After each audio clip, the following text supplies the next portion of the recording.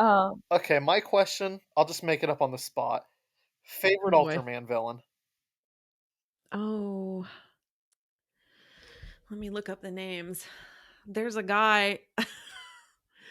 Well, in like the pilot, it's like a big, basically a lobster. Yeah, yeah. A man lobster, which I think is pretty funny. But okay, so the deal with Ultraman is that for the first season, they basically did bad copies of all the Godzilla villains, which I totally understand. But then once people were like, "Oh, we love Ultraman," because Ultraman is huge and they're still making new Oh, yeah, Ultraman it's stuff. insane. So it's like, okay, if you have a weekly TV show and you have to come up with a new monster every week, eventually you're going to be like, what? Once you burn through all the Godzilla ripoff villains, then what are you going to do? So they got pretty crazy with some of them. And like, there's a guy that's he looks like a tree, but he's a tiki because he like a totem pole thing.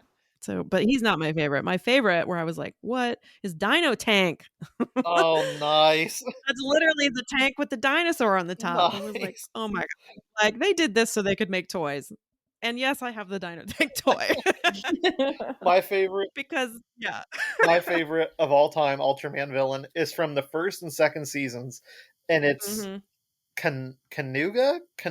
I can't pronounce his Mm, name, but he's that I'm gonna have little, like, brownish orange guy, and his head looks like the classic flying saucer, and he's got those little, like, antennas, and he eats pennies. I don't know why he okay. eats pennies, but he eats pennies. Because he has to do something, right? It's Yeah. He's the best. He has to have something. We need the pennies. That's why we have to kill him. He was the best. They started making Funkos based on Ultraman, and I was like, Mhm. please make him." And the first wave, there he was, and it was like a Okay. holy Yeah. treasure. I have, like, an Ultraman confession. So, there's this toy store in Japan that I used to order from because you just couldn't buy the figures like here that I wanted. So I would go and I would order, a couple times a year, like just like a giant box of the figures that I wanted. And this toy store in Japan, and they were like 500 yen. So it was like $5, like US for these things. So it was worth the shipping because Nice. every reseller here was selling them for ridiculous if you Yeah. could even find them. So one time I had like a big order, and apparently the toy store does live drawings of like whoever the orders are that week. They put everybody's name in a hat, and then if pull your name, you get like a gift certificate for your next purchase, and then they show everybody what you ordered and talk about it. So my friend Marty, the guy who buys the tickets, he was like, and he loves Japanese stuff. He was like, "Oh my god, I saw you on this toy store thing. You won the drawing." I was like, "What?"